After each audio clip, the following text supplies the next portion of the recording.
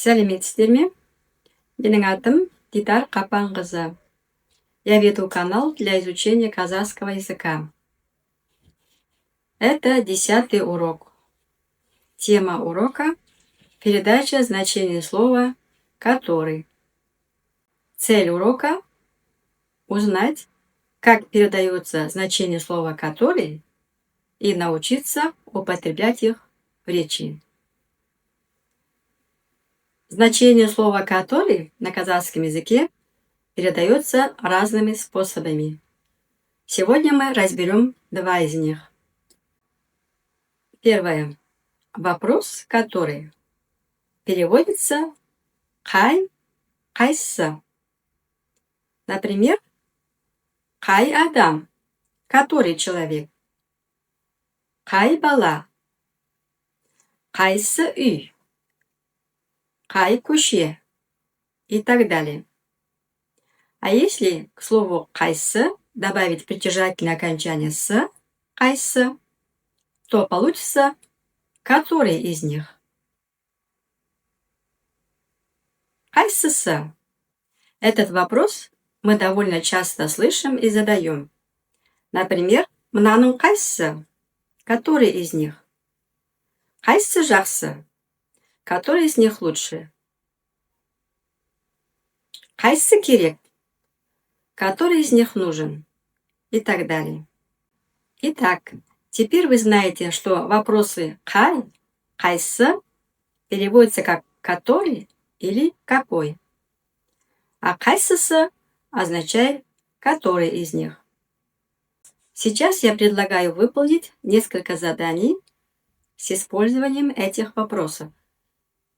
На экран будут выходить разные изображения, люди и предметы. Вы должны будете составить вопросы с использованием «қай» или «қайсы».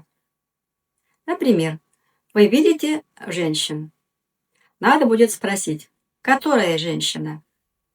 На казахском это будет «қай әйел» или «қайсы әйел». Или же вы видите врачей. Задайте вопрос «қай дәрігер?». Если задание понятно, то можете начинать.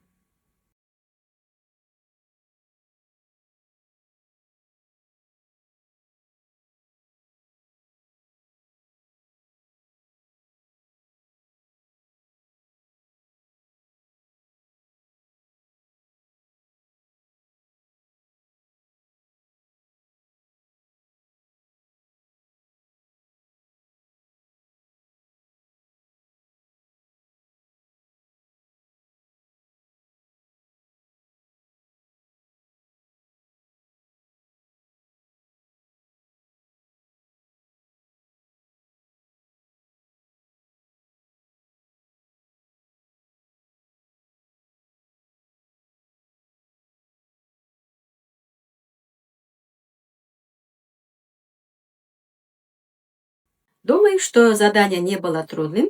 Вы справились. Жарайсыздар.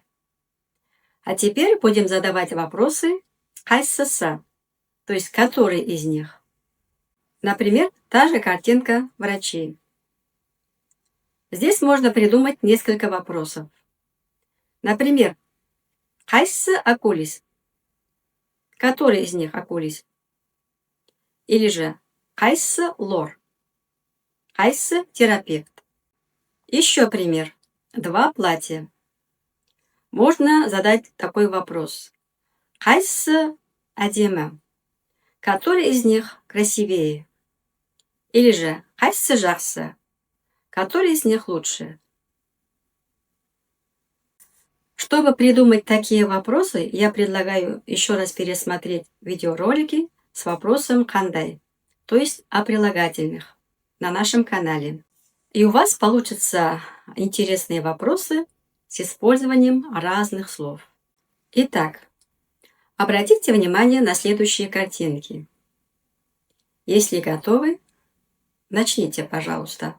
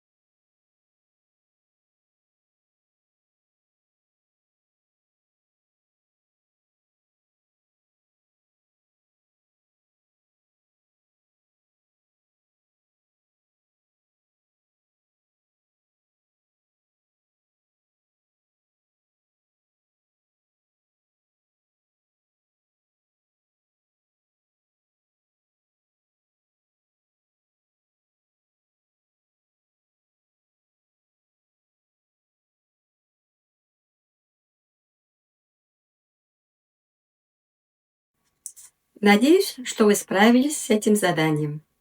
Рахмет. А теперь другая форма передачи значения слова «который».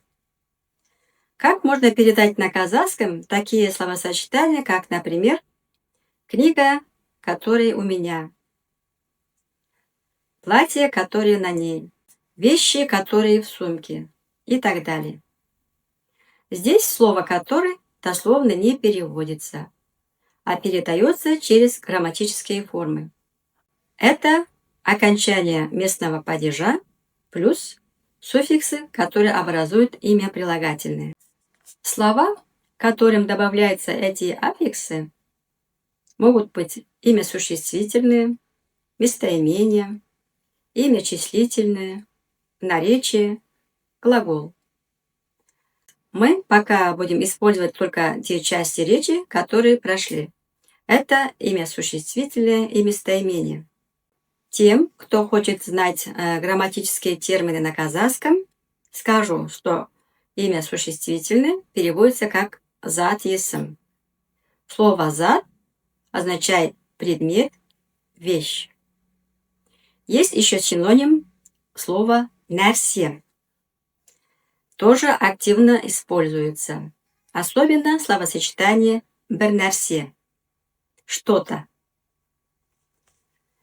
Местоимение – это исімдік. Образуется от слова есім – имя. Вы уже знаете вопрос «атыңыз кім?». Теперь можете спросить по-другому «есіміңіз кім?», что тоже означает «как вас зовут?». Запишите, пожалуйста, эти слова и вопросы и запоминайте. А теперь, пожалуйста, обратите внимание на таблицу. Имя существительное зат есім плюс добавляем местный падеж, это окончание да, либо де, та, либо те. Плюс к твердым словам г, к мягким г. Я буду читать примеры. Вы сначала послушайте, затем повторите. Баладағы, который у ребенка. Баладағы. Үйдегі, который в доме. Үйдегі. Жұмыстағы, который на работе. Жұмыстағы. Кабинеттегі, который в кабинете. Кабинеттегі. Давайте составим словосочетание с этими словами. Например, баладағы кітап. Книга, которая у ребенка. Үйдегі кісілер. Люди, которые в доме. Жұмыстағы адамдар. Люди, которые на работе. Кабинеттегі орындықтар. Стулья, которые в кабинете. Думаю, что это не такая уж сложная форма. Как вы думаете? Главное знать слово, а дальше добавите либо дағы, дегі, либо тағы, тегі. А теперь эта же форма с местоимениями. Я читаю примеры, вы послушайте, затем повторите. Мендегі, который у меня. Мендегі. Сендегі, который у тебя. Сендегі. Сіздегі, который у вас. Сіздегі. Ондағы, который у него. Или который у нее. Ондағы. Біздегі, который у нас. Біздегі. Сендердегі, который у вас. Сендердегі. Сіздердегі, который у вас. Сіздердегі. Олардағы, который у них. Олардағы. Мынадағы или мындағы, который здесь. Мынадағы, мындағы. Бұндағы, который здесь. Бұндағы. Осындағы, который здесь. Осындағы.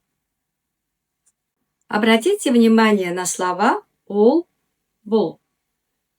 Эти два местоимения во всех формах меняются одинаково, так как в обоих есть твердые гласные и оканчиваются на букву «Л».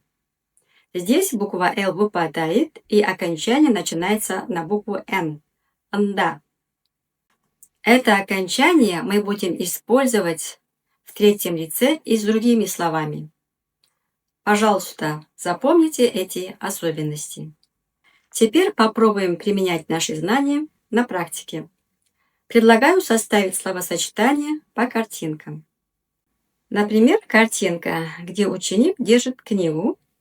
Надо сказать «книга, которая у ученика». Начинаем с последнего слова, так как в казахском языке определение всегда стоит перед определяемым словом. Запишите это, пожалуйста, и запомните. Последнее слово «ученик», «оқушы». Сюда добавляем «дағы». Надеюсь, что вы уже научились, как правильно добавить окончание, и подробные объяснения здесь не надо. «Оқушыдағы». Затем следует слово «кітап». Получилось «оқушыдағы кітап». Книга, которая у ученика. Следующий пример. Девочка держит тетради. Надо сказать тетради, которые у девочки. Девочка – это қыз. Добавляем дағы. Қыздағы дәптерлер. Дәптерлер во множественном числе. Қыздағы дәптерлер. А дальше попробуйте сами. Тренируйтесь. Записывайте. Прочитайте написанное и учите.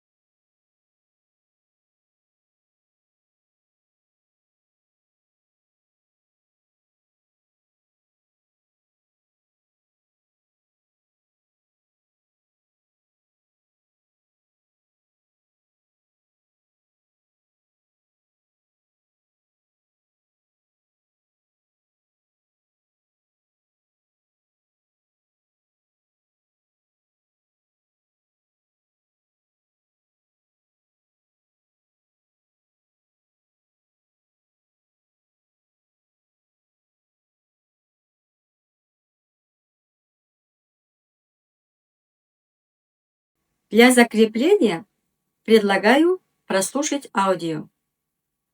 Постарайтесь понять, о чем говорят.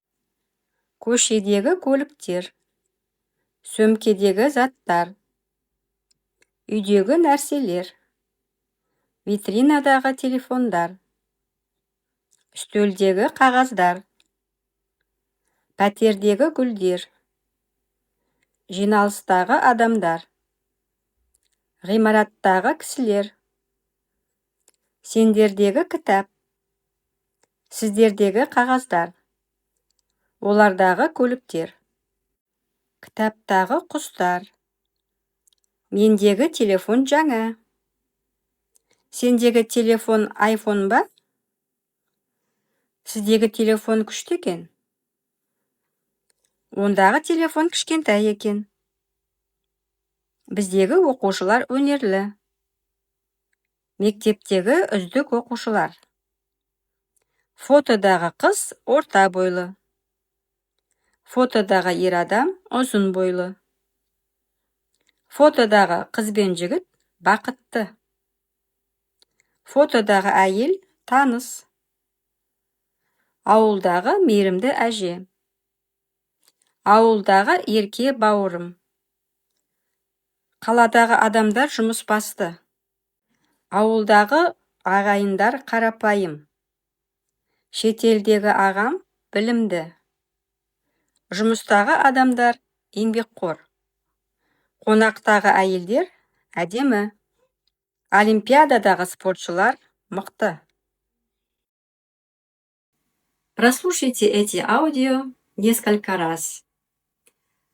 Затем можете составить свои словосочетания со словами, которые вы уже успели выучить. А я заканчиваю урок.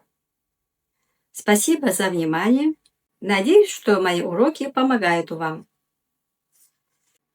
Вы можете поделиться со своими результатами, комментариями. Алдын ала рахмет. Спасибо заранее. Назарларыңызға рахмет. Сау болыңыздар.